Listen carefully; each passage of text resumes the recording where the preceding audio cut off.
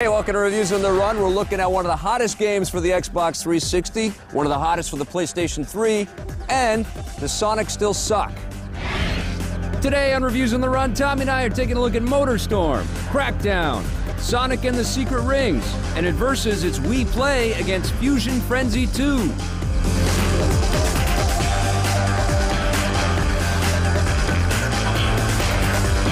Some of the games we look at on Reviews on the Run are intended for a mature audience. Please pay attention to each game's ESRB rating. All right, the first game we're talking about is MotorStorm for the PlayStation 3. Much anticipated. They delayed it a little bit. This is one of the first games. They came out as a demo on the PlayStation. You could download it on the PlayStation 3. They came out as a demo, but then earlier on when they announced the PlayStation 3, they released this amazing movie. Well, CG movie. Yeah, because the game isn't quite as good as the CG film. Well, it doesn't look as good, but it certainly is fun. It is very fun, and it is beautiful. They did a fantastic job. Evolution in the UK did the game. They've done rally racing type games before, lots of that kind of stuff. To me, this is the best game that's ever come out on the PlayStation 3 so far, which isn't saying much, but this is what, you know, if we had 20 games like this on launch, now it's worth the $600. Well, I think it's important to say that it's a unique game to the PlayStation 3. It's not, you know, sharing Xbox 360 space. It's not a port of another game. It's not, you know, translated over to the PlayStation 3. It was built specifically for the machine. I think it delivers the best looking graphics we've seen so far on the machine. Well, Gran Turismo is going to have something to say about that, but it still does look pretty. The environments are really great. The cars break apart beautifully. Well, that's the thing. See, now we're starting to talk a little bit about what next generation is going to bring to the picture. And the fact right there where, you know, all of the cars, the vehicles, whatever, you know, break apart in all these bits and they all have their own motions and, you know, pieces and physics and they fly. It's kind of like Burnout meets a psychotic off-road racing event. And road rash. And little road rash, because you can race on motorcycles and ATVs all the way up to like big semi-trucks. You know, it's pretty crazy. They have buggies, they've got rally cars, and it is a kind of a trip because every vehicle has its own physics, and they've created all of these different tracks. There's about 8 different tracks, but the lines in each of the tracks, because it's like rock formations in Monument Valley, there's a million different ways to go through all these things. Which is great. It's awesome, and it's one of those games where you just get into it right away. You feel comfortable with the controls. The way they've set up the turbo and everything is fantastic. If you use it too much, it actually blows you up. But here's my big problem with the game, is that it really is just this very kind of linear kind of progression. You earn these different tickets in this racing event, and you unlock stuff as you come in first and beat different tracks as you go in this, you know, pretty straightforward single-player experience, and it's really just racing. There aren't stunt modes and all kinds of other different kinds of ways to play the game. The game is a stunt mode. I know. But throw yourself off the cliff and you can actually... But they should have that as a specialized mode. They should have come up with some different ways to attack the gameplay and for you to have fun with these vehicles. This is the most fun I've had since Burnout. But the other big disappointment for me is there is no split screen. And even though... So what? This isn't the 90s? I know, but even though split screen... This ain't GoldenEye, mother... Every once in a while you bring somebody over, you want to show them what the PS3 can do. Right. You sit them down, they play the single player for a bit, and then you go to the kitchen and eat and just ignore them in your living room. You can't play them at all. No, I've had a lot of people over, and what's fun about this game... everybody sits on the couch and goes, ooh, wow. Exactly. Another thing I liked, which is not really a big surprise because every kind of racing game these days has cool music, but this has a great licensed soundtrack with Nirvana, some Wolf Mother. You've heard of Nirvana. Wolf Mother? Wolf Mother from Australia. They rock, man. Slipknot's on there. Any a bunch Rob of other Zombie? Ones. I didn't notice any Rob Zombie, but would not be surprised. I highly recommend it for PS3 owners out there. I'm going to give it an 8 out of 10. For me, I give it a 9. I think it's the best PlayStation 3 game and a little look at what next generation is going to start to be like. On the positive side, I love going into slow mode and smashing guys into a wall. The speed you get on turbo is unbelievable. We thought the licensed soundtrack was great, and the graphics and track layouts are really well done. On the negative side, we wish there were a few more gameplay modes, and Tommy doesn't mind, but I kind of wish there was some split-screen action in this one. Hey, now imagine if Captain Jack had one of these, huh? In Pirates of the Caribbean. What am I talking about? Johnny Depp probably has like 3 or 4 of those based on how much money he's been making. But I've been playing Sid Meier's Pirates on the PSP, and I gotta say, they did a terrific translation to this handheld unit. It's very, very cool, very faithful to the classic PC game, which was based on a very classic PC game back in the late 80s, actually. It's based on a 1987 game, was translated to the PC a few years ago, then the Xbox, and here it is in the PSP. And they've done a beautiful job. The graphics are bright and colorful and cartoony. All the character animations and stuff like that are very, very smooth. You basically play a pirate that you can customize and become any kind of character you want to in the 17th century Caribbean. And basically you have to go and battle different people and loot their ships, and you get into sword fights. You can dance with the daughter of the governor. They actually did a great job with this one. Sid Meier's Pirates, 9 out of 10. Don't go away. When we come back, we're taking a look at Crackdown for the Xbox 360.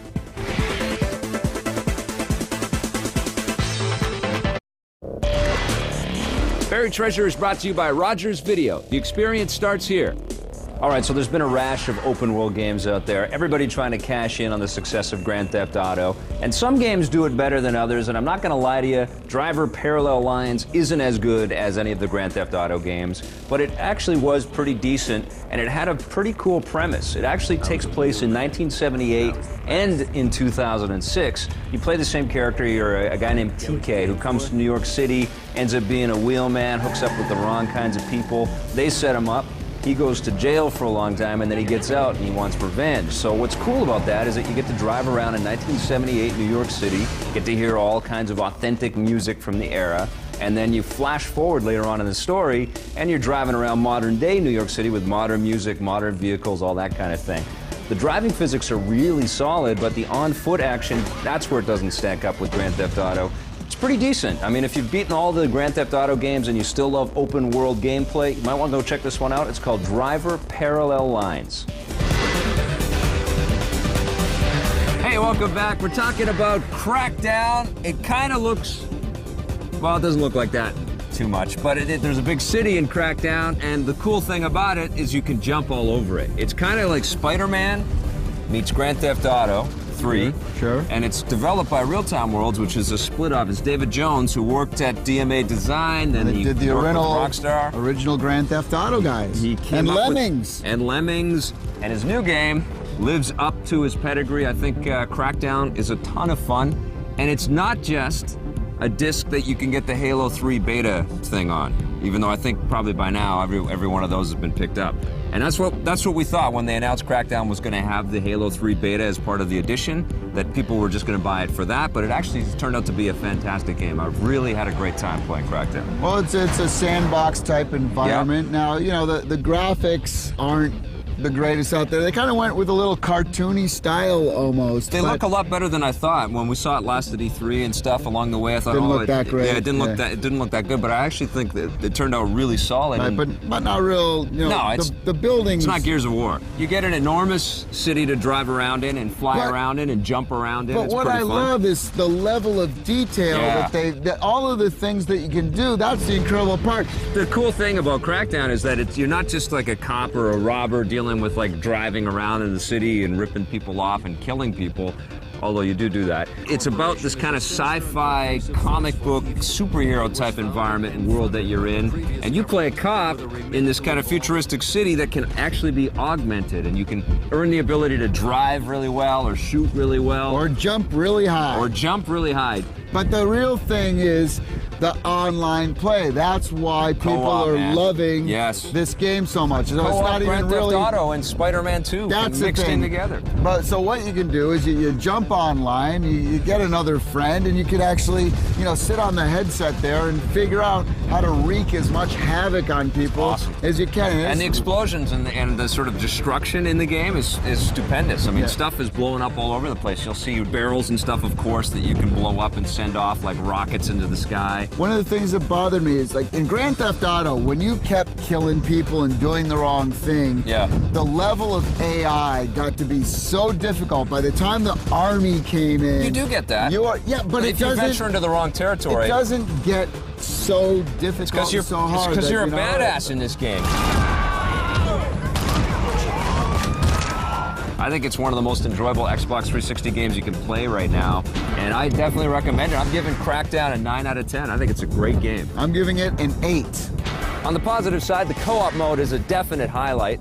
The graphics are really solid for the size and scope of the gameplay. But my favorite part is definitely jumping over buildings like a superhero. Very cool. On the negative side, I think this single-player game is a little thin and gets a little repetitive. I wish it was more challenging when I did things I wasn't supposed to do. All right, stick around. After the break, we find out if Sonic the Hedgehog has redeemed himself. Don't go away.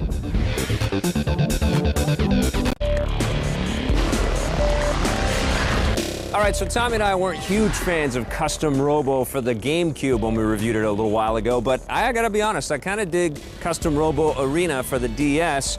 It's almost kind of a mix between Pokemon and Sega's classic mech fighter Virtual On. It's an RPG mixed in with a mech fighter where you actually have to go and collect all kinds of new weapons and different sort of ways to configure your mech, different legs, different midsections, different heads. The twist is that they're not giant robots, they're mini robots, and you battle it out in places called Holosseums. Yeah, like hologram Colosseums, but they're holograms. And you use your mental energy to control your little mini robot, and then they fight and they battle and you fight other robots. And they're kind of like toys, so you collect a whole bunch and then you can actually put them up on the wall and take little pictures and dioramas and stuff like that. So it's kind of cute that way, but it is fun. I like Custom Robo Arena. I'm gonna give it a 7 out of 10.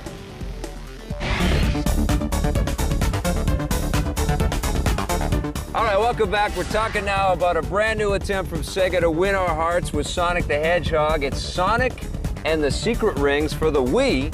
And this is very different from the Sonic the Hedgehog game that crashed and burned on the PlayStation 3 at Xbox 360. Right. This is, it feels to me like it's some kind of weird arcade kind of game from like the 80s or something. Like somebody walked up to a machine and... Including the graphics.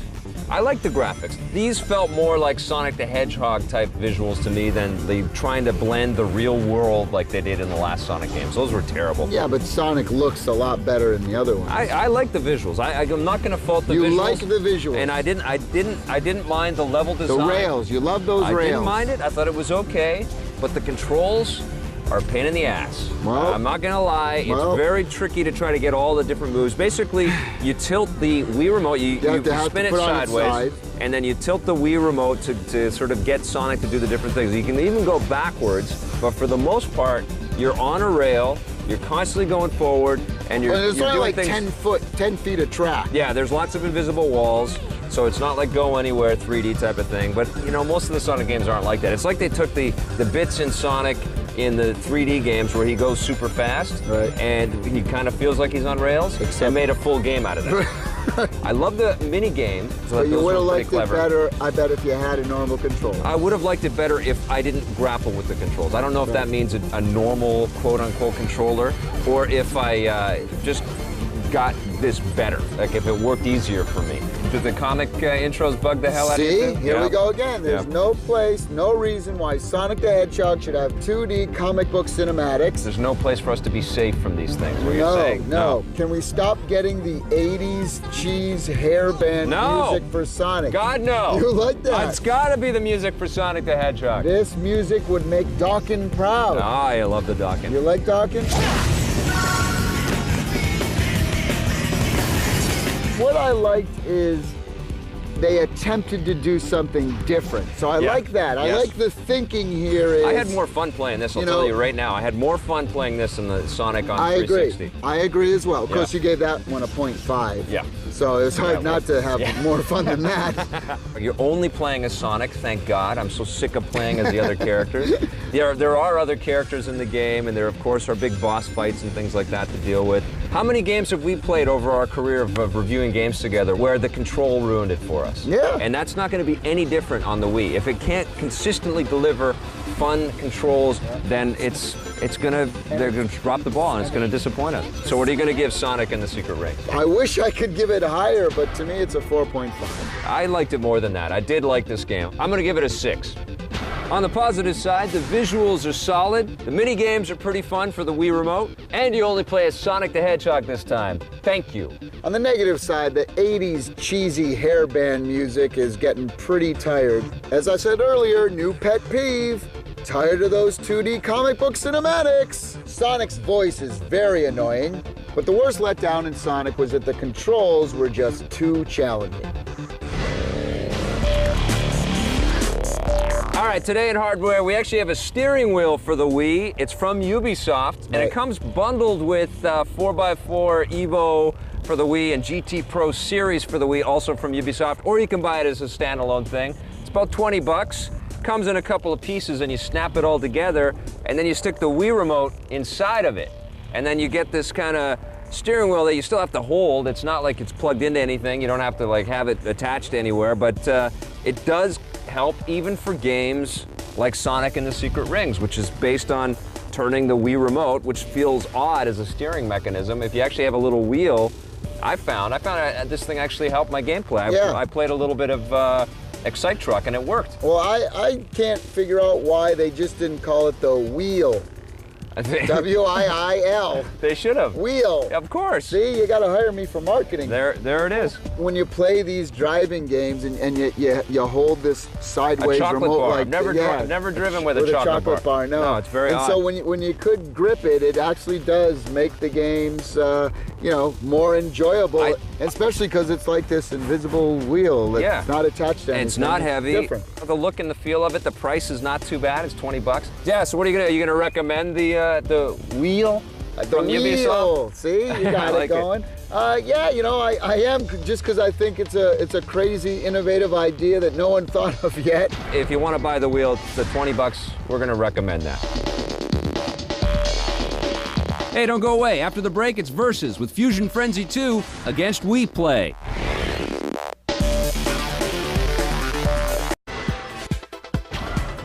Welcome to the hit list. While we wait for Grand Theft Auto 4, here are 5 of our favorite next-gen Sandbox games. Number 5 is Just Cause. Number 4, Saints Row. Number 3, The Godfather. Number 2, The Elder Scrolls 4 Oblivion. And number 1, Crackdown.